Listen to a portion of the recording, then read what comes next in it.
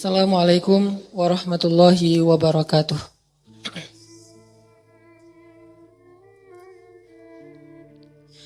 Alhamdulillahi rabbil alamin. Nahmaduhu wa nasta'inuhu wa nastaghfiruh. Wa na'udzu billahi min syururi anfusina wa sayyiati a'malina. May yahdihillahu fala mudilla lahu wa may yudlil fala hadiyalah.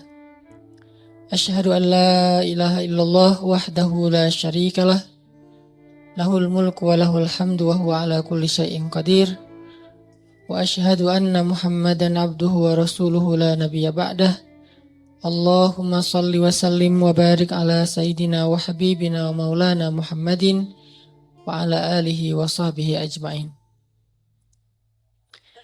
Teman-teman yang dirahmati Allah Subhanahu wa taala, malam ini kita akan coba belajar mengevaluasi diri kita ketika kita dapat masalah. Karena ketika orang diberikan ujian oleh Allah Subhanahu wa taala itu, maka manusia itu ada dua tipe. Ada manusia yang berkeluh kesah dengan ujian, ada manusia yang bersabar atas ujian. Dan orang yang bersabar ini juga bermacam-macam bentuknya. Ada yang sabar dengan pasrah, ada yang sabar justru dengan memperbaiki diri. Dia bersabar sambil memperbaiki dirinya. Karena dia sadar tidak ada masalah yang menimpanya kecuali ada yang salah dalam dirinya. Tidak ada musibah yang menimpa dia kecuali ada sesuatu yang dia lakukan yang mungkin bukan kebaikan, yang mungkin dosa. Sehingga selain bersabar, sembari bersabar dia mencoba untuk mengevaluasi, memperbaiki diri. Dan ini adalah model orang yang sabar yang paling baik. Sedangkan yang mengeluh juga macam-macam. Ada yang mengeluhkan masalah, ada yang mencari kambing hitam. Menyalahkan temannya, kayak misalnya dia gak lulus satu mata kuliah, atau nilainya jelek, dia nyalahin teman kos-kosannya gara-gara teman kos-kosannya ngajak dia main terus misalnya. Padahal itu kan pilihan ya, dia bisa menerima, bisa menolak. Bisa nyalahin mantannya, ini gara-gara saya diputusin, saya nilainya jadi jelek. Ya salah juga sih. Nah ini kan bentuk-bentuk keluhan nih, ada yang menyalahkan sampai tingkat keluhan yang paling parah itu menyalahkan takdir, menyalahkan Allah. Ya Allah kenapa saya, apa maunya engkau, dan seterusnya dan seterusnya.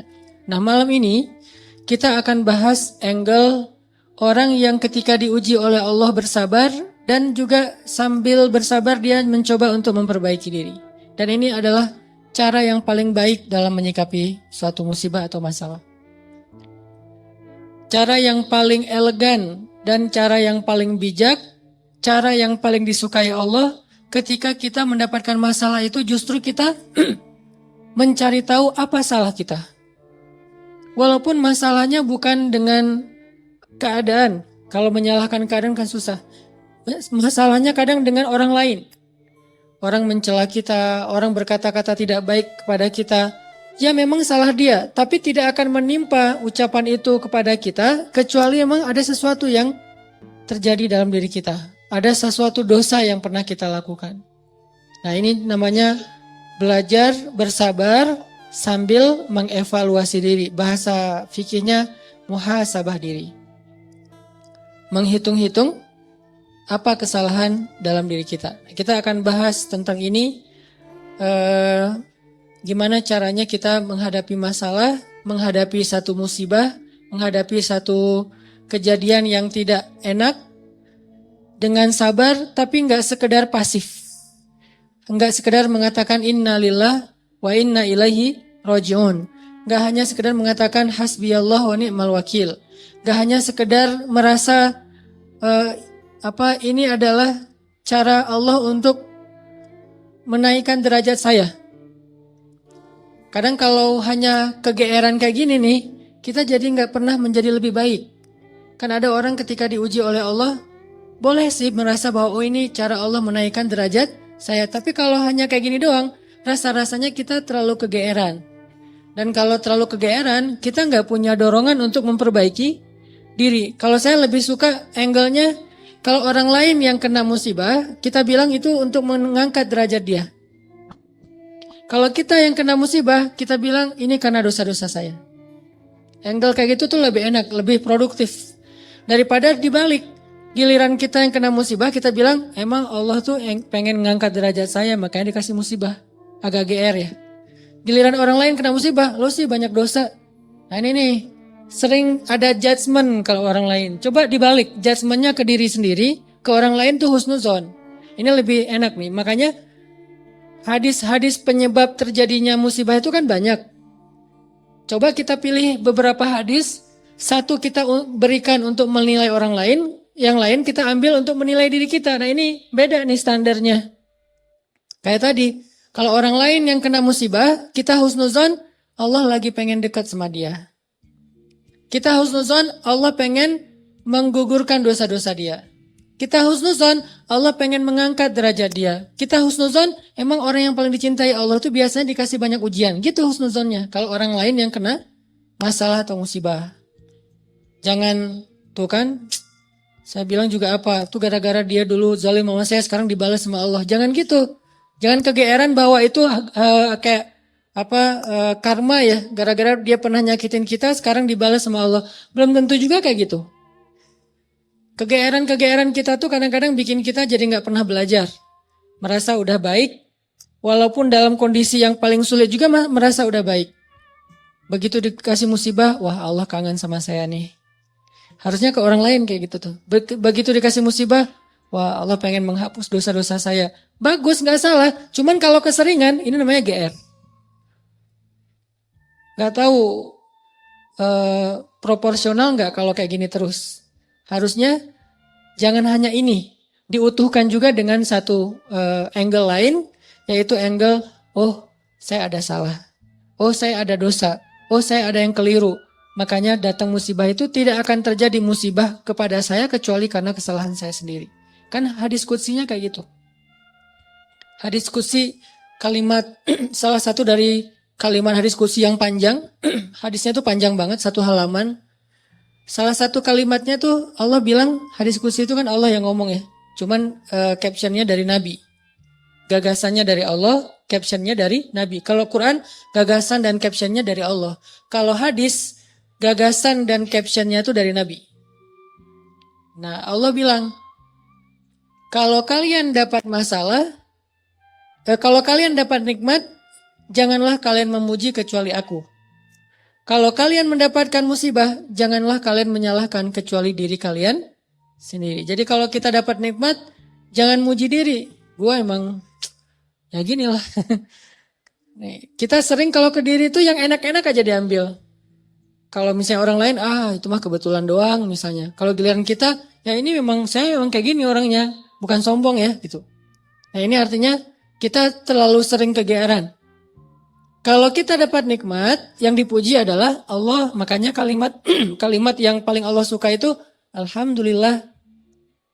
Itu kalimat yang paling Allah suka. Kita memuji Allah kalau kita dapat nikmat. Kita bilang, hadza min fadli rabbi. Ini anugerah dari Allah, ini hadiah dari Allah, ini kebaikan dari Allah, ini karena Allah ngasih dan seterusnya dan seterusnya. Jadi yang dipuji itu Allah. Wa amma bi ni'mati rabbika fahaddits, itu membicarakan nikmat Allah.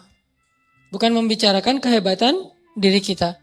Tapi kalau diberikan musibah, jangan kita menyalahkan siapapun kecuali diri kita sendiri. Nah ini salah satu angle yang dibangun lewat hadis qudsi. Walaupun kadang bisa kita secara realistis melihat kesalahan orang lain. Untuk apa? Bukan untuk mengkambing hitamkan dia. Kalau emang dia salah, bukan untuk mengkambing hitamkan. Untuk apa?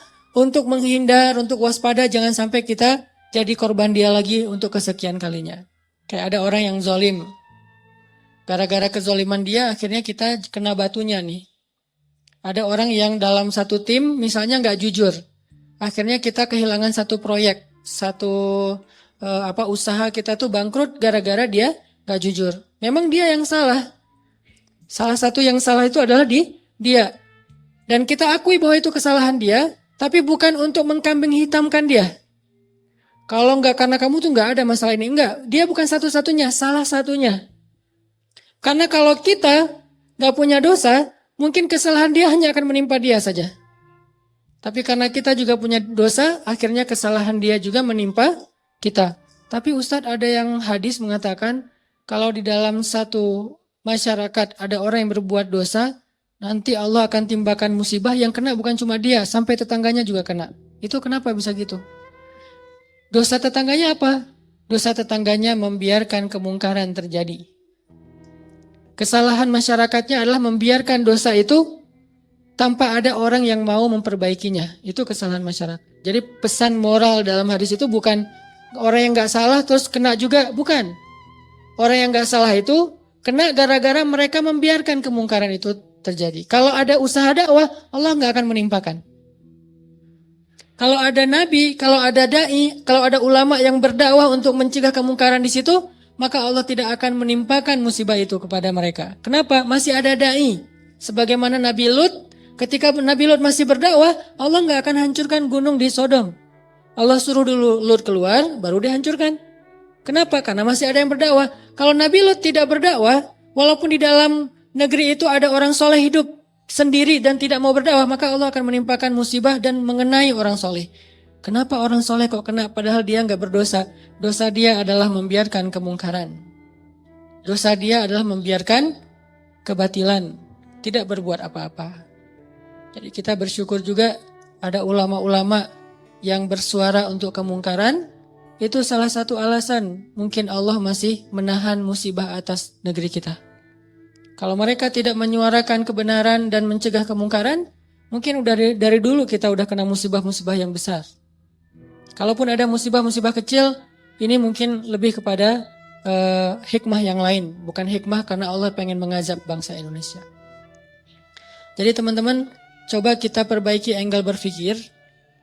Apa yang harus kita persangkakan ketika orang lain kena musibah, dan apa yang harus kita persangkakan ketika kita yang kena musibah. Kalau kita yang kena musibah, salah satunya adalah cari salahnya di mana nih dalam diri kita. Kalau orang lain yang kena musibah, maka berbaik sangka dengan mengatakan Allah ingin mengangkat derajat dia. Berbaik sangka dengan mengatakan Allah pengen dekat dengan dia. Berbaik sangka dengan mengatakan orang yang paling banyak diuji adalah para nabi, kemudian orang soleh, kemudian yang semisalnya, kemudian yang semisalnya. Berbaik sangka dengan mengatakan Allah pengen menggugurkan dosa-dosa dia. Sehingga kita gak pernah menjudge orang lain. Dan tidak sibuk dengan kesalahan-kesalahan orang lain. Karena pernah saya kena musibah, misalnya motor saya hilang. Dulu banget. Saya baru beli motor, baru 2 bulan terus hilang. Teman saya bilang gini, Ustadz kurang sedekah nih. Digituin. Ya sih, saya nggak mungkin dong saya ngebantah kan ya. Oh iya ya mungkin. Cuman kan nggak enak ya. Orang lagi kena musibah, bukannya dia empati atau apa gitu, malah Ustadz kurang sedekah nih. Dia menjudge. Dan kalau saya kepancing, nggak tahu sedekah saya kayak gimana, kan habis pahala sedekah saya. Udah pahala sedekahnya cuma sedikit, riak pula gara-gara kepancing sama dia, hilang kan, nggak ada manfaatnya kan ya. Dan itu sering loh mancing-mancing kita jadi riak. Kadang-kadang riak kita tuh bukan direncanain, bukan gua pengen riak nih, enggak. Kalau kelas kita insya Allah enggak gitu-gitu amat lah. Enggak mungkin kita sedekah pengen pamer, kita beribadah pengen pamer, kita tilawah pengen pamer. Kita tahulah itu mah sia-sia. Tapi kadang riaknya tuh muncul gara-gara kepancing sama orang lain. Lo enggak pernah gua ngeliat baca Quran? Wah lo enggak tahu gua di HP ini ada Quran sampai 5 aplikasi loh. Buat apa juga banyak-banyak sama aja isinya. Aplikasi Al-Quran tuh ada 5 di sini dan sehari tuh coba lo lihat dan terakhir udah baca sampai surat berapa. Kan kepancing tuh. Riak lah kita gara-gara orang lain. Atau misalnya taklim atau apalah. Atau umroh, haji, sedekah kayak gitu-gitu. Ada yang mancing. Lo gak peduli banget dengan saudara-saudara kita yang di Palestina. Itu di sana tuh ngeri banget loh keadaannya. Lo kayaknya biasa-biasa aja. Lo ngelihat gue main, tapi gue tuh sedekah, gue tuh donasi terus setiap minggu tuh ngirim 1 juta, habis kan? Ini riya yang kepancing namanya. Dan sama statusnya dengan riya yang direncanain. Makanya jangan gampang kepancing. Dia ngomong gitu ke saya lagi hilang motor, dia bilang Ustadz kurang sedekah. Kemarin ketinggalan dompet. Ketinggalannya di rumah ternyata. Gak tahu kemana dompet, panik gitu kan. Soalnya SIM 2 di situ baru dibikin.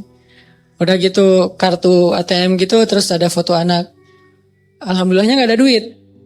Tapi kan kartu lumayan tuh, blokir ATM dulu, terus mau ngirim SIM mau ngurus SIM juga, ngurus KTP, apalagi sekarang lama ngurus KTP-nya, masa kemana-mana saya mau bawa surat gitu, nunjukin kan naik pesawat, males banget kan ya, nggak keren kalau nggak ada kartu teh, mana-mana mau check in pesawat, tunjukin kertas, aduh gimana rasanya nih, berat, tiba-tiba ada yang iseng lah gitu, udah tahu orang kena musibah, Ustadz banyak dosa, Ustadz ini segala macam. Iya sih emang banyak dosa, tapi gak usah diomong-omongin kan gitu ya.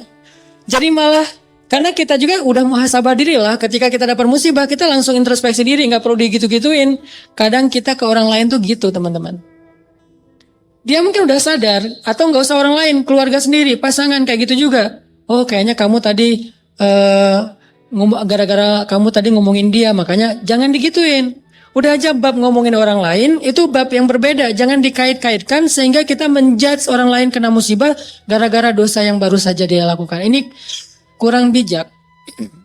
Yang bisa mengatakan ini hanya orang-orang tertentu seperti para nabi, terus ulama-ulama dengan level tertentu. Kalau kita dengan teman, jangan ngambil peran sebagai ulama. Beda. Kalau kita sebagai teman, ngambil peran ya cuma teman doang. Empati, peduli, bantuin. Kalau ulama kapasitasnya emang menasehati.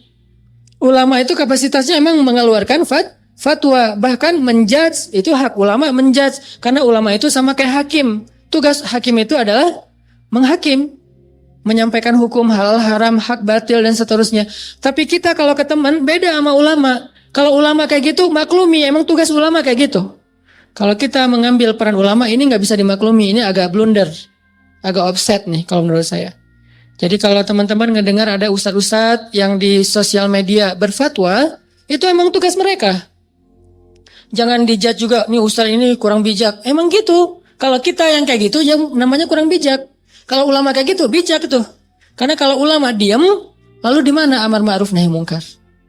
Kalau ulama diam, lalu di mana dakwah? Kalau gitu saya juga harus, enggak. Kalau kita enggak boleh ngomong, mending diam. Karena ketika kita ngomong, kemungkinan salahnya lebih besar daripada benar. Terus gimana? Ya udah bantuin orang yang kena musibah. Jangan dijudge, jangan dihakimin, jangan difatwain. Kita bukan ahlul fatwa. Kita bukan mufti. Kita hanya orang biasa. Kalau mau sekedar watawasau bil haq Ustaz. Ya, watawasau bis sabr juga kan. Kita nasihatnya itu menguatkan kesabaran dia, bukan nasihatnya membuat dia makin jatuh. Lo sih, nah ini bikin jatuh nih. Ya sabar ya, mudah-mudahan Allah dengan modal husnuzon tadi, mudah-mudahan Allah angkat derajat kamu, mudah-mudahan Allah ngampunin dosa-dosa kamu, mudah-mudahan Allah kamu jadi lebih dekat kepada Allah. Ini watawasau bil haq, watawasau bis sabr. Tapi kalau kita bilang kamu kurang ini, kamu kurang itu, kamu kurang itu, ini berarti kita menjudge, menghakimi orang yang sedang kena musibah. Harusnya itu kita lakukan untuk diri kita, bukan untuk orang lain. Beda banget teman-teman, angle dalam menilai orang lain dan menilai diri kita sendiri itu beda. Jangan disamain. Yang banyak terjadi terutama di sosmed itu kita memberlakukan yang untuk diri kita berikan ke orang lain, yang untuk orang lain kita ambil untuk diri kita. Itu yang terjadi. Di balik tadi tuh, itu banyak banget di masyarakat kita. Yang kayak kasus orang lain kena musibah, kita bilang banyak dosa, kita kena musibah, kita bilang Allah pengen ngangkat derajat saya. Harusnya dibalik. Kalau dibalik insya Allah kan gak ada perdebatan ya. Gak ada haters, gak ada keributan, gak ada keramaian, gak ada unfollow, gak ada left group, gak ada yang kayak gitu-gitu. Kenapa? Karena semuanya melihat ke orang lain dengan husnuzon, melihat ke diri sendiri dengan muhasabah, dengan mengevaluasi kesalahan sendiri. Ini poin pertama. Mudah-mudahan jadi pola pikir dalam kita berteman, pola pikir dalam kita bersosmed termasuk. Karena kalau pola pikir ini dibalik tadi bahaya. Kita nggak akan pernah punya teman yang nyaman berada di sisi kita. Terus disalah-salahin. Apalagi nanti kalau udah punya pasangan, nggak akan betah dia kalau terus-terusan disalah-salahin. Walaupun salah. Kadang dia salah, tapi nggak usah disalah-salahin. Cukup dibantu, nanti dalam momen-momen yang lebih normal, lebih enak, baru dikasih tahu. Tapi kalau misalnya dia lagi ada masalah, disebutin lagi kesalahannya, secara manusiawi dia pasti akan ilfil. Alih-alih dia nerima nasihat kita malah menjauh, malah jadi masalah baru. Ini angle berpikir. Terus yang kedua, kita coba lihat bagaimana cara para ulama menyikapi atau merespon masalah. Gimana orang soleh dulu ngerespon satu musibah. Orang soleh dulu, kalau mereka dapat musibah, mereka selalu memeriksa pertama hubungan mereka dengan Allah. Itu yang pertama diperiksa.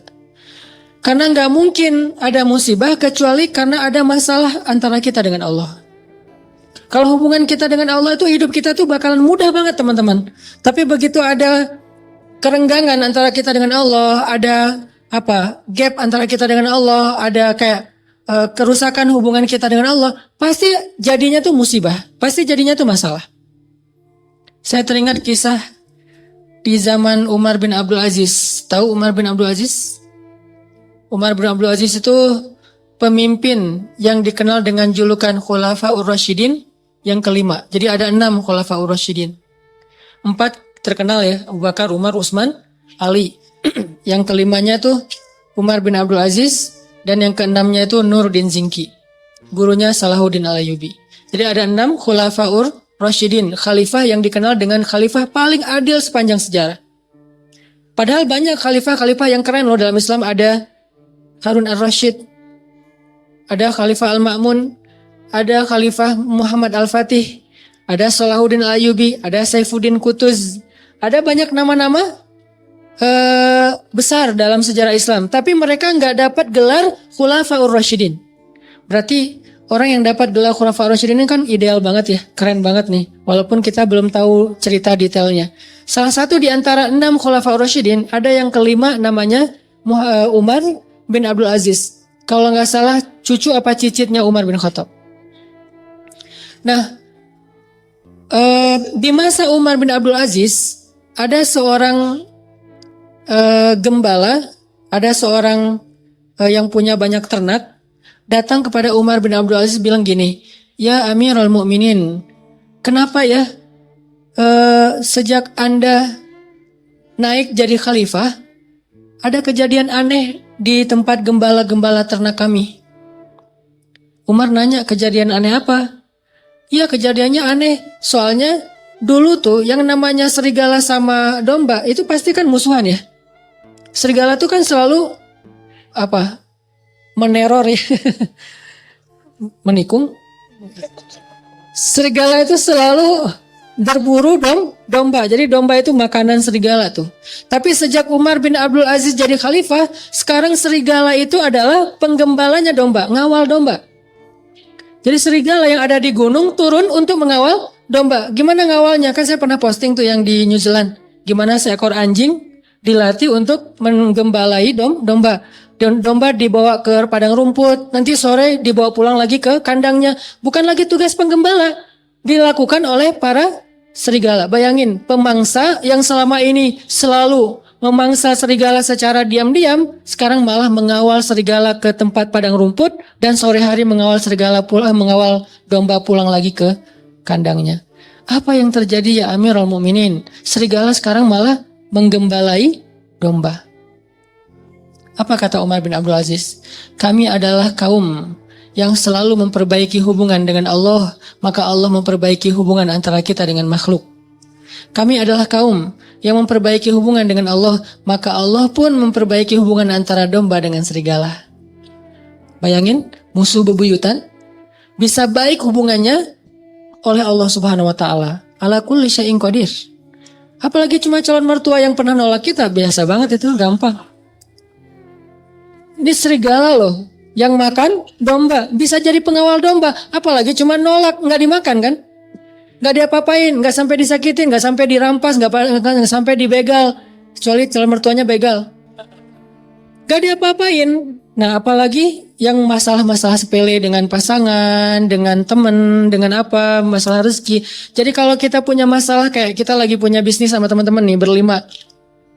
Udah modalnya cukup, konsep bisnisnya udah mateng, marketingnya udah ahlinya, produknya udah ada. Kenapa masih rugi aja? Udah berjalan sekian tahun, rugi sampai hampir bangkrut. Jangan hanya cari tahu kesalahan teknis. Oh kayaknya nih konsep marketing kita masih kurang bagus nih, sales kita kurang jago nih, atau branding kita kurang bagus nih dan seterusnya. Bukan hanya itu yang perlu kita evaluasi. Yang nomor satu, evaluasi dulu hubungan kita dengan Allah SWT. Setiap kali kita punya masalah, pertama yang harus kita tanya, jangan-jangan saya nih ada masalah sama Allah. Dan itu yang selalu saya lakukan. Kalau saya punya masalah, saya langsung tanya, nih kayaknya ada yang gak benar nih saya sama Allah. Mungkin sholatnya kurang khusyuk, mungkin beberapa kali jadi gak sholat di masjid karena sibuk, atau karena ketiduran, karena apa. Oh kayaknya kebiasaan saya malam misalnya, bangun, enggak saya, orang lain malam misalnya dia tahajud, terus tiba-tiba beberapa malam ini dia gak tahajud, akhirnya Allah kasih musibah mancing biar dia tahajud lagi. Kebiasaan dia tilawah 1 juz, tiba-tiba beberapa hari ini cuma beberapa lembar, Allah kasih masalah. Pokoknya kalau kita dapat masalah, yang pertama harus kita evaluasi hubungan kita dengan Allah. Sehingga ketika Umar bin Abdul Aziz jadi khalifah, masalah antara serigala dengan domba damai. Jadi domba dan serigala itu temenan. Bayangin, domba sama serigala temenan, sahabatan lah gitu. Malah serigala jadi kayak apa ya? Kayak relawan buat domba, nggak dibayar. Jadi volunteer. Pada turun, gantian ya, piket gitu serigala teh. Kan serigala banyak tuh, piket dalam seminggu, giving every day. Dalam seminggu ada 1 serigala yang bertugas untuk ngawal domba-domba. Dan itu bukan satu kawanan domba. Ada puluhan bahkan ratusan kawanan domba di negeri itu, di Madinah. Semuanya dikawal oleh serigala. Kalau cuma satu doang mungkin bukan fenomena. Kebetulan doang nih ada serigala yang baik hati. Tapi kalau misalnya jadi kayak semua kawanan domba itu dikawal oleh serigala, ini fenomena nih. Akhirnya laporlah kepada Umar bin Abdul Aziz, ya Amirul Mukminin, apa yang terjadi? Kata Amirul Mukminin, kami adalah kaum yang selalu berusaha memperbaiki hubungan dengan Allah, maka Allah memberikan balasan dengan memperbaiki hubungan antara serigala dengan domba. Berkuranglah tugas para penggembala. Nunggu aja tuh di kandang. Pagi hari dijemput sama serigala, datang tumpangan gratis gitu. Datang serigala, udah siap, udah, ayo jalan konvoy, naik ke atas padang rumput. Dan serigala lebih expert dalam mencari padang rumput daripada manusia. Dia tahu banget padang rumput yang lagi yang rasanya manis, yang asin, yang apa segala macam, kayak salad gitu kan ya. Gua tunjukin nih salad yang paling baik nih, chefnya terbaik, dia tunjukin ke gunung mana, tuh bawa tuh domba-domba. Kayaknya kurang lebih kayak gitulah keadaannya. Lalu kan Umar bin Abdul Aziz itu cuma sebentar ya, kalau nggak salah cuma 3 tahun jadi khalifah, lalu dibunuh, meninggal. Setelah Umar bin Abdul Aziz meninggal, serigala mulai memakan domba-domba. Serigala mulai memakan domba-domba. Ketika kasus pertama terjadi dalam kasus satu kawanan domba, langsung yang pemilik domba itu mengatakan, kenapa dombanya mulai dimakan serigala? Dia mengatakan, pasti Umar bin Abdul Aziz sudah wafat. Karena mereka belum dengar beritanya.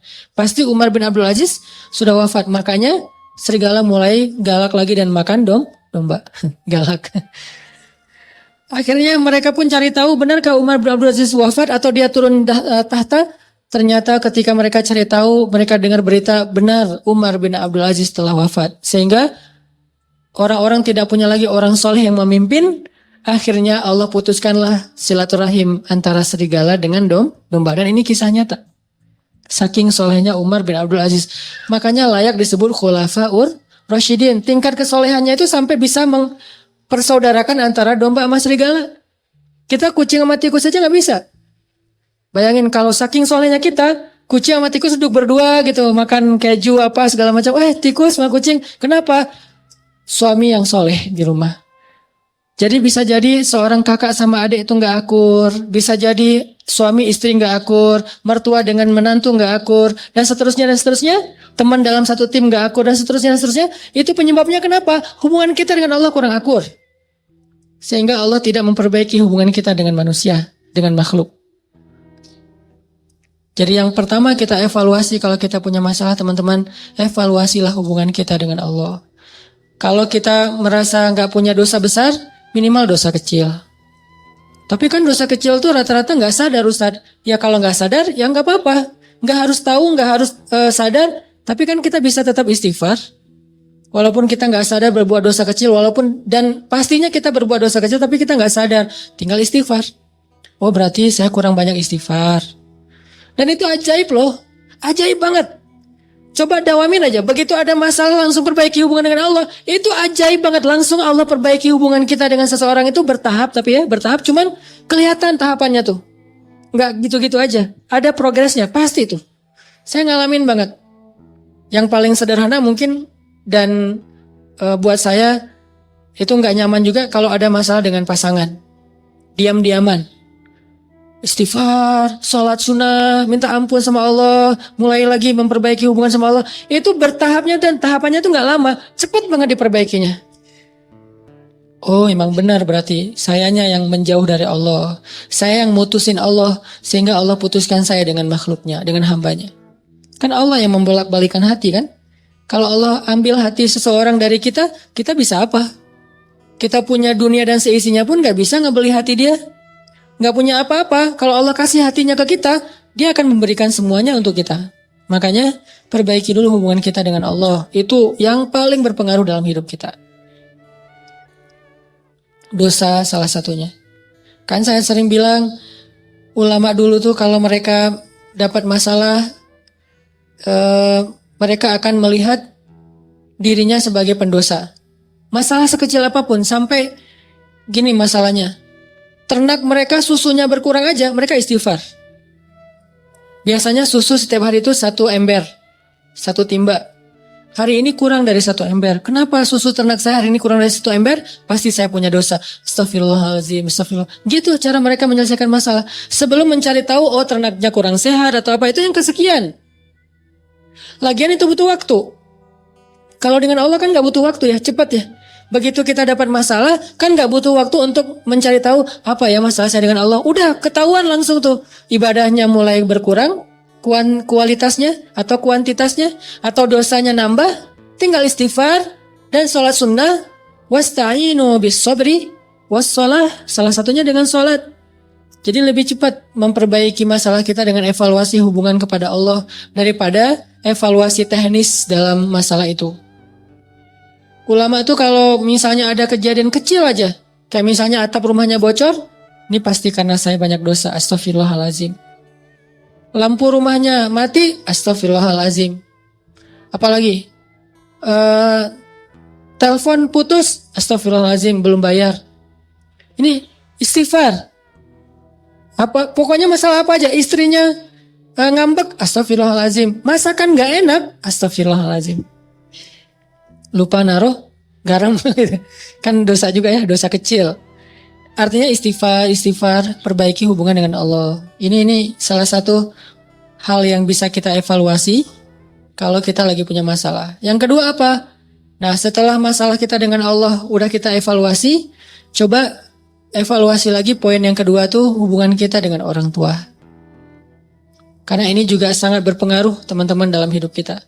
Terutama dengan ibu. Dan beda ya, cara kita berinteraksi sama ibu dan cara kita berinteraksi dengan ayah itu beda. Kalau dengan ibu berbuat baik, kalau dengan ayah minta kebaikan. Apa kebaikannya? Doa. Jadi kalau kita nanya ke Nabi, ya Rasulullah, siapa orang yang paling berhak dapat kebaikan dari saya? Kan ibumu, ayahmu ya. Tapi kalau kita nanya, siapa orang yang paling berhak saya minta doa darinya? Ayahmu, ibumu. Pasti gitu. Karena kata Nabi, doa seorang ayah tidak ditolak. Jadi kalau berbuat baik, ibu dulu. Kalau minta doa, ayah dulu.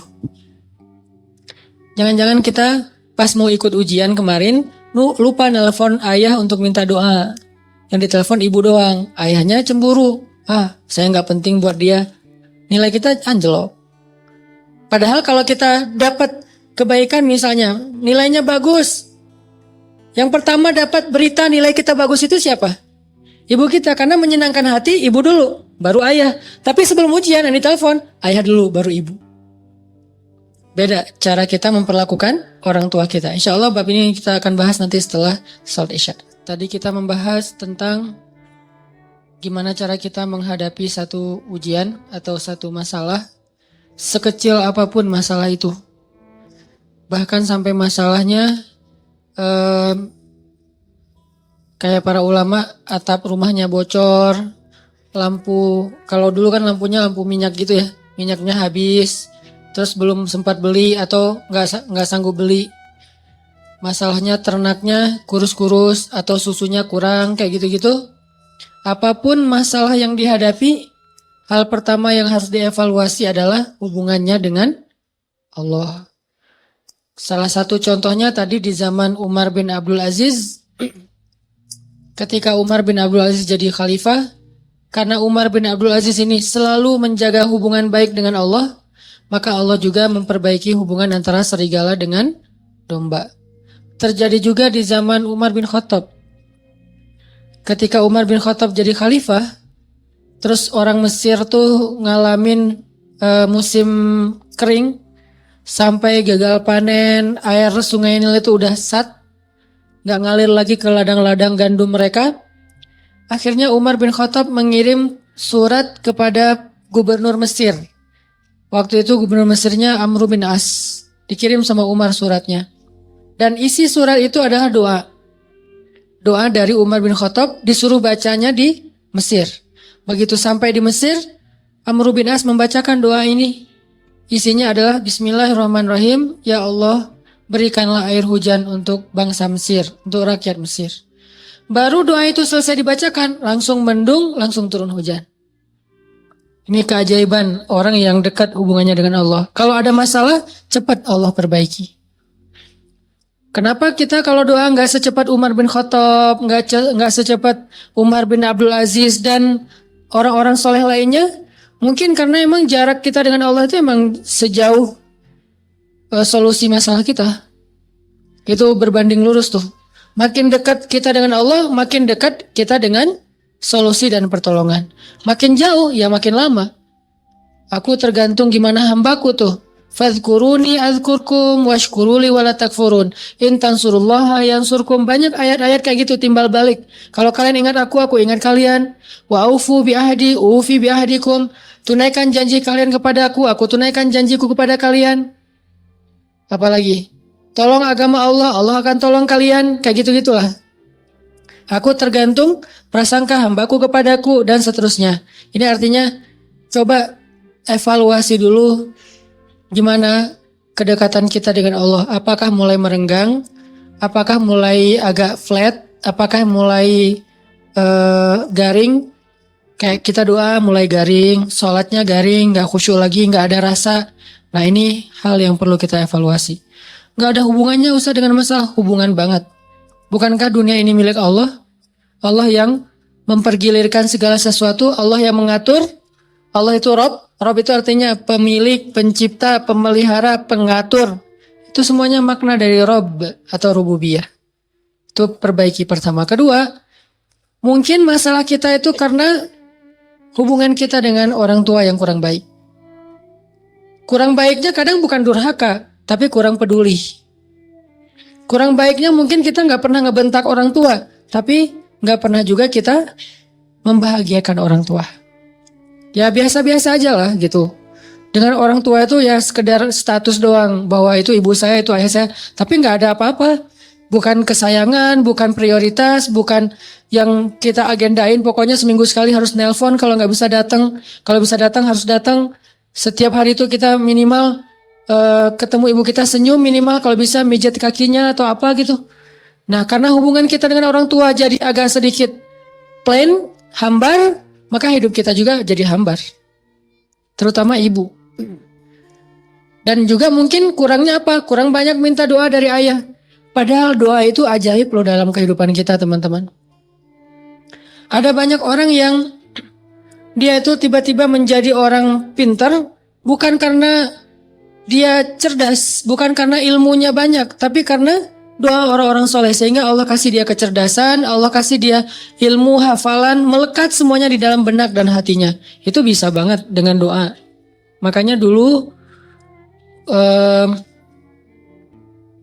Umar bin Khattab pas mau ketemu dengan Nabi sambil bawa anaknya Abdullah bin Umar, Umar bilang kepada Abdullah, Abdullah, nanti kalau kamu ketemu dengan Rasulullah, jangan lupa minta doa ya. Ya ayah, kata Abdullah. Nah pas ketemu dengan Rasulullah, Abdullah langsung, ya Rasulullah beri saya doa. Doakan saya, doakan saya. Selalu minta doa. Sehingga akhirnya Allah berikan kecerdasan kepada Abdullah bin Umar bin Khattab, jauh di atas bapaknya. Salah satu adegan kecerdasan Abdullah tuh, pas Nabi lagi ngajar, mereka pada hadir, para sahabat. Terus Nabi ngetes gitu, ngasih mereka satu pertanyaan dalam bentuk perumpamaan. Pas ngetes kayak gini, sahabat-sahabat yang senior gak ada yang bisa jawab.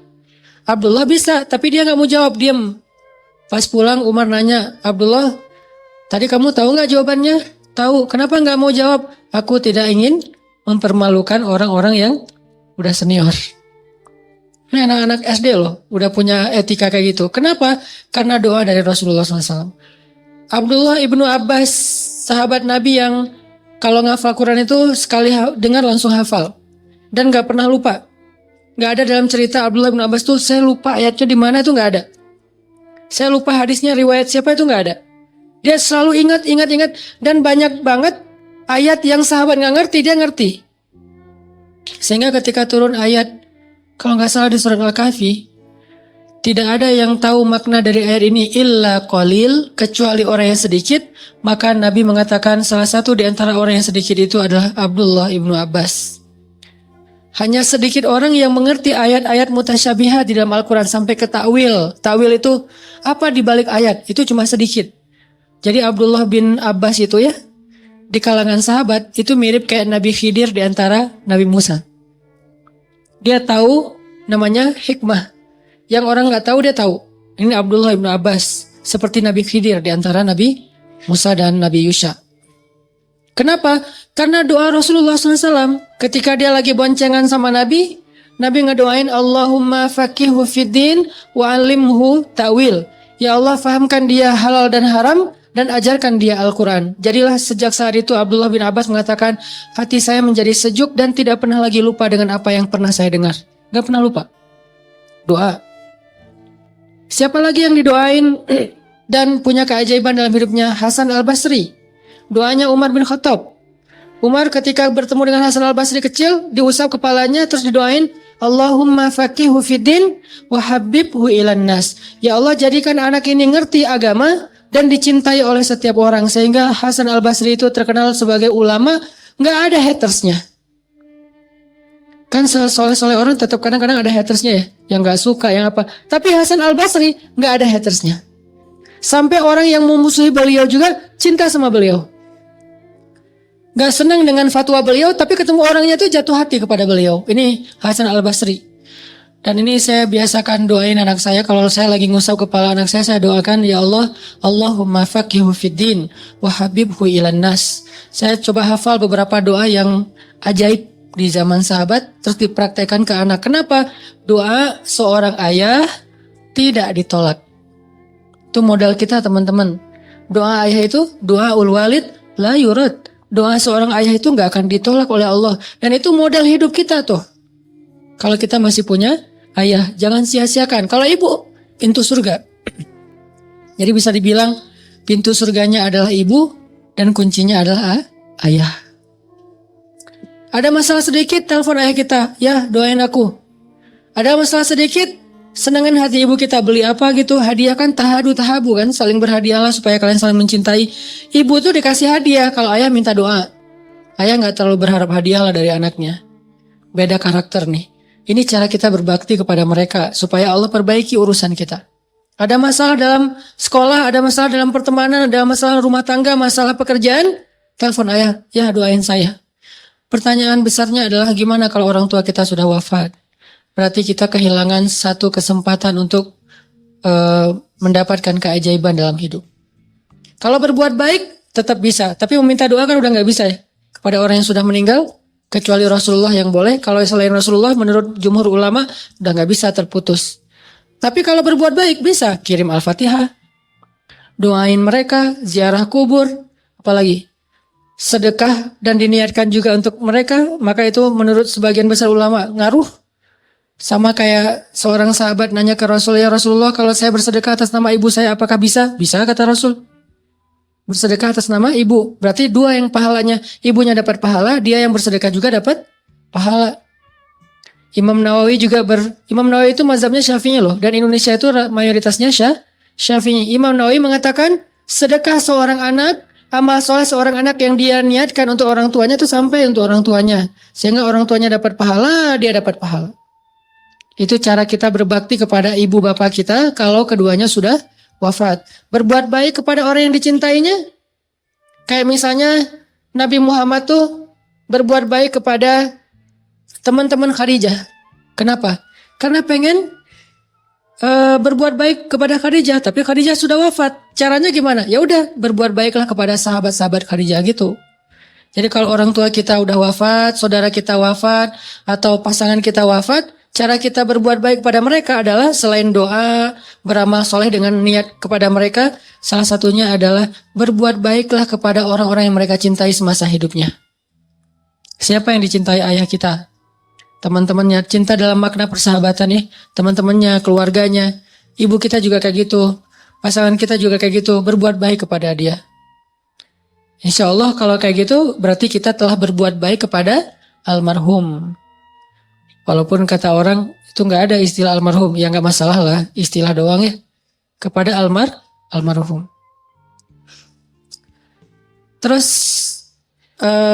yang ketiga, kalau kita punya masalah, evaluasilah hubungan kita dengan pasangan. Kalau yang udah punya, kalau belum punya Ustadz, berarti nggak ada masalah, atau ada masalah nggak ada solusi. Jadi evaluasi dulu hubungan kita dengan pasangan, terutama hubungan seorang istri kepada suami. Kenapa? Karena salah satu yang menyebabkan hidup kita nggak berkah, tidak ada ridho dari suami kita. Tapi suami saya itu emang nggak pernah ridho, Ustaz. Nah ini salah suaminya nih. Kalau kita udah benar tapi suami nggak ridho, maka Allah tahu lah, Allah tuh nggak polos lah, nggak terlalu lugu gitu. Allah pasti nggak kasih ridho saya nih, soalnya suami saya nggak kasih ridho. Tapi suami saya itu susah banget Ustaz, kayak dosen killer gitu, susah ngasih nilai. Allah tahu, Allah yang menilai. Gak mungkin Allah menzalimi kita gara-gara suami, gak mungkin. Jadi Allah hakimun alimun basirun khabir. Maha bijaksana, maha tahu, maha melihat, maha teliti. Gak usah khawatir. Tapi kalau emang suami gak ridho gara-gara kita belum baik, itu wajar. Susah dapat kebaikan. Makanya Nabi pernah bilang gini, ini buat teman-teman teteh-teteh yang di atas. Kalau masih sendiri ini jadi bekal nanti kalau udah punya pasangan. Kata Nabi kepada para sahabat-sahabiat, tahukah kalian siapa orang yang paling dijamin masuk surga? Kata para sahabat, siapa ya Rasul? Kata Nabi, orang yang dijamin masuk surga adalah seorang perempuan yang ketika dia ada masalah dengan suaminya, dia segera datang dan dia jabat tangan suaminya, dia cium tangan suaminya, maka Allah langsung menjatuhkan ridho kepada dia dan dijamin masuk surga. Tapi salah suami Ustadz, ini bukan soal siapa benar siapa salah, tapi siapa yang mau ngalah. Benar salah itu relatif ya. Kadang-kadang dua-duanya ngaku benar, susah kan? Tapi siapa yang mau ngalah? Kalau gitu harus istri duluan yang datang. Enggak sih sebetulnya, ini hadis keutamaan kalau istri datang duluan. Nanti ada hadis keutamaan kalau suami datang duluan. Karena ada cerita, ini cerita di zaman sebelum Rasulullah ya, di zaman Nabi Isa kayak gitu. Ada seorang ulama datang ke rumah temannya. Temannya ini orang soleh, datang ke rumah temannya, ngetuk pintu, yang buka istrinya, ditanya, ada fulan? Kata istrinya, nggak tahu juga kemana tuh orang. Istrinya marah-marah. Kenapa kok marah-marah? Iya, siapa yang nggak marah kalau suaminya kayak dia? Jelek-jelekin suaminya. Dijelek-jelekin tuh suaminya tuh sama dia. Ya udah, akhirnya ditunggulah di depan rumah. Sampai sore ditunggu, tiba-tiba datanglah laki-laki temannya ini. Laki-laki yang soleh tadi datang. Dan di belakangnya ada seekor harimau lagi membawa kayu bakar. harimau bawa kayu bakar. Susah bayangin ya. Pokoknya gitulah ceritanya, nih riwayatnya kayak gitu. Harimau bawa kayu bakar. Dia cari kayu bakar gitu terus dipikulkan ke atas, harimau dibawa sama harimau. Bayangin, bukan keledai, bukan onta, bukan kuda, harimau. Bawa aja terus taruh di belakang, harimaunya pergi. Nggak pamitan pula tuh, pergi aja pokoknya. Heran, Masya Allah. Udah ngobrol, nggak ditanya-tanya masalah harimau tadi, ngobrol udah selesai, pulang. Setelah beberapa lama, karena ini kan beda kota ya. Setelah beberapa lama dia mengunjungi lagi temannya yang tadi, si orang soleh, si ulama tadi ini kunjungin, nggak tahu berapa bulan berapa tahun kunjungin, dan pas dikunjungin ketuk pintu, assalamualaikum, waalaikumsalam, dibukain oleh istrinya, tapi beda. Ditanya butuh siapa, cari siapa, cari Fulan bin Fulan, benarkah ini rumahnya? Oh iya, dia suami saya lagi mencari nafkah, bisa tunggu sebentar di sini? Oh bisa. Gimana suami kamu? Disebutin kebaikan-kebaikannya. Gak lama ditunggu, datanglah laki-laki soleh ini memikul kayu bakar sendiri. Udah gak ada lagi harimau yang tadi. Ditaruh, ngobrol. Akhirnya orang ulama ini nanya, saya penasaran, mana istrimu yang dulu? Terus gimana kejadian si harimau? Kata orang soleh, ya istri saya yang dulu sudah meninggal dunia. Terus harimau, dulu Allah menguji saya dengan seorang istri yang durhaka, istri yang banyak mengeluh, istri yang menjadi ujian buat saya. Tapi saya bersabar sehingga Allah memberi saya harimau untuk membantu saya dalam pekerjaan. Lalu ketika istri saya itu meninggal, saya menikah lagi dengan istri yang lebih baik, soleha, dan taat kepada Allah. Dan dia membantu saya, dia memuji saya, dia menghargai saya. Akhirnya Allah tidak mendatangkan lagi harimau itu untuk membantu saya dalam mencari kayu bakar. Pelajarannya di sini apa teman-teman? Kadang Allah memberi kita satu masalah lewat seseorang. Di waktu yang sama Allah mendatangkan orang lain yang luar biasa untuk menolong kita dari cara yang berbeda. Lalu ketika Allah cabut masalah ini, maka Allah cabut juga penolong dalam hidup kita. Biasanya itu satu paket. Fa inna ma'al usri yusra. Itu salah satu maknanya. Begitu Allah kasih kita usri, di waktu yang sama Allah kasih kita yusra. Pasti tuh. Cuman kan kita fokusnya ke usrinya ya, ke kesulitannya, gak fokus kepada kemudahannya. Setiap kali Allah kasih kita kesulitan, di waktu yang sama Allah lagi menurunkan dari langit yang sama kemudahan untuk kita. Kayak gitu kaidahnya. Lalu ketika kesulitannya dicabut, maka kemudahannya dicabut. Pelajaran yang berhubungan dengan pasangan tadi adalah, kadang ketika seorang suami menyadari tentang keutamaan memaafkan istrinya, datang memeluk istrinya, membujuk istrinya, walaupun dia ngerasa bahwa harusnya istri yang datang ke saya, tapi kok saya yang datang ke dia, maka berarti dia melakukan sesuatu yang lebih utama daripada yang harus dia lakukan. Kan dalam Islam itu ada amal yang harus dilakukan, ada amal yang sunnah dilakukan ya. Ada yang wajib, ada yang sunnah. Yang sunnah ini gak harus, tapi pahalanya luar biasa. Atau ada yang harus dilakukan, ada yang gak harus dilakukan tapi dilakukan, maka dia mendapatkan pahala yang luar biasa. Contoh, perempuan kalau mencari nafkah lebih besar pahalanya daripada laki-laki dalam kondisi suaminya tidak mencukupi nafkahnya. Pahalanya lebih besar. Seorang suami menjaga anak atau ngepel, nyuci piring, nyuci baju segala macam setelah dia pulang bekerja, pahalanya lebih besar daripada kalau itu dilakukan oleh istrinya. Jadi yang bukan tugas kita kerjain, itu menjadi namanya ihsan. Bukan cuma amal soleh tapi ihsan. Dan ihsan itu di atas amal-amal soleh yang lainnya. Apa itu ihsan? Sesuatu yang tidak perlu kita lakukan, bukan bagian kita tapi kita lakukan. Itu luar biasa pahalanya. Termasuk seorang istri, misalnya tadi mencari nafkah untuk anak-anaknya, karena suaminya nih nggak pandai mencari nafkah atau emang nggak bertanggung jawab dalam mencari nafkah, maka ibu ini pahalanya double daripada yang dilakukan oleh suami. Begitu juga suami ketika memaafkan istrinya, membujuk istrinya, membahagiakan istrinya padahal istrinya yang bersalah, maka dia mendapatkan pahala yang lebih besar daripada istrinya datang duluan untuk meminta maaf. Masing-masing diberikan kebaikan. Belum lagi nanti teman-teman ada hadis. Hadis ini diriwayatkan tuh gara-gara Hasan Hussein pernah ribut. Hasan Hussein kan cucu Nabi ya, soleh dua-duanya. Tapi namanya manusia kadang beda pendapat, ribut nih. Sampai putus silaturahim gak ngomong 2 hari apa 3 hari gitu antara Hasan dan Husain. Akhirnya setelah seharian apa 2 hari gak ngomong, Hasan datang kepada Husain bilang, maafin saya kalau saya salah dan saya maafin kamu kalau kamu salah. Udah damai. Setelah mereka damai, Hasan mengatakan, saya mendengar dari kakek, yaitu Rasulullah bersabda, jika ada 2 orang yang memutuskan silaturahim, maka yang pertama datang untuk menyambungnya, dialah yang pertama masuk surga di antara mereka berdua. Jika 2 orang bertengkar, yang pertama mengajak damai, maka dialah yang pertama masuk surga di antara mereka berdua. Kalau ganti-gantian Ustaz, lihat aja siapa yang lebih sering. Suami istri nih.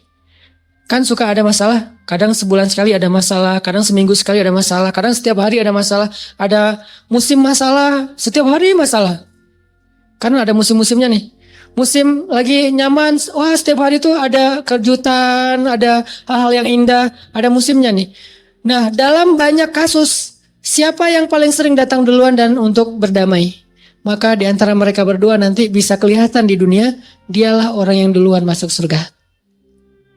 Jadi kalau kita ada masalah sama teman, jangan fokus hanya dengan siapa salah siapa benar. Tapi coba belajar fokus siapa pengen duluan ke surga. Walaupun kita yang salah, kita yang benar, dia yang salah. Yang penting kan kita pengen duluan masuk surga. Caranya ya udah datangi, sambung silaturahim, ajak damai dengan memaafkan kalau emang dia yang salah. Tapi biasanya dua-duanya salah sih. Walaupun pemicunya salah satunya ya. Tapi responnya jadi makin rame. Akhirnya dua-duanya salah. Udah minta maaf dua-duanya. Siapa yang duluan datang? Karena datang duluan itu gak gampang loh. Didatangi itu gampang. Mendatangi itu yang susah. Kadang didatangi aja masih susah kan? Diajak balikan gak mau. Padahal dia ngajak balikannya dengan cara halal ya. Pengen akad gitu. Belum lupa dengan cerita dulu. Nah, artinya gak usah dibahas panjang-panjang, sakit hati. Jadi keinget, enggak sih. Kalau kita ada masalah sama teman kita, jangan fokus dengan siapa yang salah, siapa yang benar. Fokus aja siapa duluan yang mau masuk surga. Dan memang benar, mau ngedatangin orang yang kita anggap dia salah itu gak gampang. Kadang-kadang ngedatangin orang yang kita yang salah ke dia aja susah, apalagi yang dia yang salah ke kita tuh gak gampang kan. Susah banget loh. Nah, kesusahan itulah yang Allah balas. Kesusahan dalam kita melawan ego kita itulah yang Allah beri pahala. Kan al-jaza ala qadril masyaqqah. Balasan itu tergantung tingkat kesulitan dalam beramal. Itu yang Allah balas. Jadi periksa hubungan kita dengan pasangan. Bisa jadi di situ ada masalah. Baru yang terakhir teman-teman. Kalau kita punya masalah, punya musibah. Coba periksa hubungan kita dengan makhluk. Dengan siapa aja. Karena bisa jadi masalah kita itu gara-gara doa orang yang terzalimi. Gimana kalau orangnya udah gak kenal lagi Ustadz? Kayak di jalan ketemu terus gak sengaja kita ngejiplatin air. Musim hujan nih, naik motor, naik mobil, lewat genangan air, kena. Akhirnya dia karena bajunya kotor, terzalimi dia doa nih. Bukan cuma bab itu, gara-gara bajunya kotor dia gak jadi nikah. Kan? Itu teraniaya banget ya. Nah itu terzalimi banget tuh. Itu dosa besar banget tuh. Akhirnya dia doa nih. Ya Allah semoga dia jomblonya sampai akhir hayat. Aduh berat Akhirnya kita kenapa kok gak ada yang mau sama saya. Kenapa kok saya ditolak. Jangan-jangan kita pernah ngezalimin orang lain. Gimana kita menebus kesalahan kepada orang yang kita udah gak kenal. Gimana? Pembantu yang pernah kerja di rumah kita pernah kita celah. Terus dia pulang dan gak punya lagi nomornya. Gak tahu juga alamatnya. Tebuslah kesalahan itu dengan cara, kalau kita udah berusaha ya mencari orang yang gak dapat, apalagi cuma ketemu di jalan doang gak mungkin ketemu lagi, maka tebuslah dengan cara berbuat baiklah dengan kebaikan yang sama kepada orang lain. Mudah-mudahan itu akan menggugurkan dosa kita kepada orang tertentu. Kepada orang lain. Kayak misalnya tadi, kita nyakitin orang apa dalam bentuk apa misalnya, ngambil hartanya, atau mencurangi gajinya, terus kita gak bisa menebus, mengembalikan harta dia karena nggak tahu orangnya udah kemana, maka bersedekahlah dengan angka yang minimal segitu kepada orang yang membutuhkan. Itu cara tebusnya. Kalau kita mencela, maka maafkanlah celaan orang yang mencela kita dengan apa? Dengan rasa segitu. Kita pernah mencela seseorang, terus suatu saat kita dicela oleh orang lain, maafkanlah, niatkan, dulu saya juga pernah mencela dia, orang ini, sekarang saya dicela orang lain, maka saya maafkan untuk menebus kesalahan saya yang dulu yang udah gak bisa nyari lagi. Nomornya udah hilang, alamatnya gak tahu, atau cuma ketemu di jalan. Ini cara kita nebus. Jangan-jangan doa dia yang bikin hidup kita susah. Di zaman Umar bin Khattab, ada seorang laki-laki yang hidupnya susah banget. Usaha apa aja gagal, rugi. Sakit-sakitan, keluarganya tuh berantakan. Gak ada kebaikan dalam hidup dia. Sampai ketika dia sakit keras, Umar datang kepada dia dan bertanya, apa yang membuat kamu jadi hidup kayak gini? Umar kan suka nyari hikmah ya. Apa yang membuat hidup kamu kok susah banget kayak gini? Semuanya susah. Apa kata dia? Ya Amirul Mukminin, dulu saya pernah menzalimi seseorang. Dan waktu itu saya mendengar dia berdoa. Dan doa orang yang terzalimi itu tidak ditolak oleh Allah SWT. Dan inilah buah dari doa dia, sehingga sejak dia mendoakan saya, sampai hari ini hidup saya susah aja, gak ada solusinya. Fisiknya sakit-sakitan terus menerus, kemudian keluarganya berantakan, bisnisnya bangkrut semuanya satu persatu, anaknya ninggalin dia, sakitnya gak pernah sembuh, terus aja kayak gitu. Dan yang paling berat adalah dianya gak dikuatkan hatinya, sehingga ngeluh terus. Ada orang yang diberikan ujian tapi dikuatkan hati ya. Ada orang udah dikasih ujian, dilemahkan hatinya, itu sengsara banget tuh. Makanya hati-hati dengan ketidaksengajaan kita, apalagi sengaja. Banyak istighfar, banyak berbuat baik. Tebuslah kesalahan kita dengan sedekah, tebus kesalahan kita dengan memaafkan orang lain, tebus kesalahan kita dengan membantu orang lain. Itu cara-cara kita nebus kesalahan kepada orang yang kita udah gak kenal. Kalau masih kenal, coba berusaha untuk minta maaf ke dia. Udah minta maaf gak dimaafkan? Nah, serahkan itu kepada Allah. Yang penting kita udah ikhtiar. 4 berarti evaluasi hubungan kita dengan Allah, evaluasi hubungan kita dengan orang tua, evaluasi hubungan kita dengan pasangan, terutama ke suami, evaluasi hubungan kita dengan sesama. Walaupun kita gak kenal, karena pernah ada adegan kecil tapi dampaknya besar dalam hidup kita. Barakallah, mudah-mudahan ini menjadi motivasi booster buat kita dalam beramal soleh. Barakallahu li wa lakum. Subhanakallahumma wa bihamdika asyhadu an la ilaha illa anta astaghfiruka wa atubu ilaik. Assalamualaikum warahmatullahi wabarakatuh.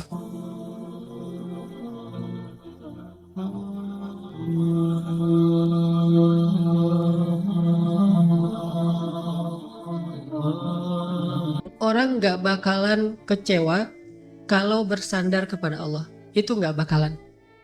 Bahkan kita bisa bilang mustahil. Mustahil seseorang itu kecewa gara-gara berpegang, bersandar, menyerahkan dirinya kepada Allah. Itu mustahil. Bukan seperti itu sunnatullah. Karena siapapun yang berserah diri kepada Allah, maka dia telah berpegang kepada tali yang paling kokoh.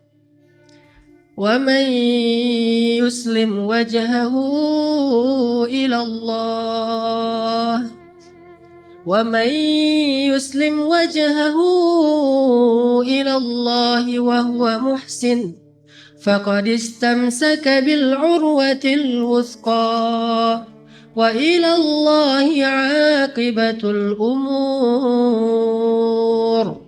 Siapa yang menyerahkan dirinya kepada Allah dan dia senantiasa berbuat baik, maka sesungguhnya dia telah berpegang kepada tali yang paling kokoh, dan kepada Allah segala urusan dikembalikan. Jadi gak ada orang yang kecewa kalau dia berpegang kepada Allah. Masalah apapun, masalah rezeki, masalah jodoh, terutama yang kedua. Kalau kita bergantung kepada Allah dalam urusan jodoh, maka insya Allah kita gak akan kecewa. Mak comblang yang paling baik itu adalah Allah. Kalau mak comblangnya Ustadz, kadang-kadang ngecewain. Ustadz, ini CV saya. Oh ya, kriteria yang kamu cari seperti apa? Saya emang gak susah-susah Ustadz, standar-standar aja. Ya standar yang gimana? Yang tingginya 180, yang kulitnya bening, sampai kalau minum kelihatan airnya ngalir, transparan. Kemudian yang hidungnya seperti pedang, yang matanya seperti bidadari. Tahu mata bidadari? Besar dan sayu, tapi nggak gelok. Nah, ini kriterianya. Terus kata Ustadz, kalau yang kayak gitu, Ustadz juga mau gitu ya. Akhirnya pas ketemu Ustadznya duluan yang ta'arufan. Ini kalau mak comblangnya manusia. Tapi kalau mak comblangnya Allah jauh lebih meyakinkan dan gak bakalan kecewa. Dengan kriteria apapun, wahuwa ala kulli syai'in qadir. Dan kalau Allah menjanjikan yang baik akan ketemu dengan baik, pasti innahu la yukhliful mi'ad. Allah tidak pernah mengingkari janjinya. Masalah apapun, kita harus mengandalkan Allah. Coba deh, selalu ngandelin Allah. Bahasa gampangnya gini, udah tenang aja, ada Allah. Itu. Dan kalau kita sudah melibatkan Allah, la yudayya'akallahu idzan. Itu pasti, Allah nggak bakalan ngecewain kamu. Kalau udah ngandelin Allah, ini gimana nih? Udah, tenang aja, ada Allah. Allah tidak akan mengecewakan. Salah satu kalimat udah tenang aja ada Allah adalah la tahzan innallaha ma'ana.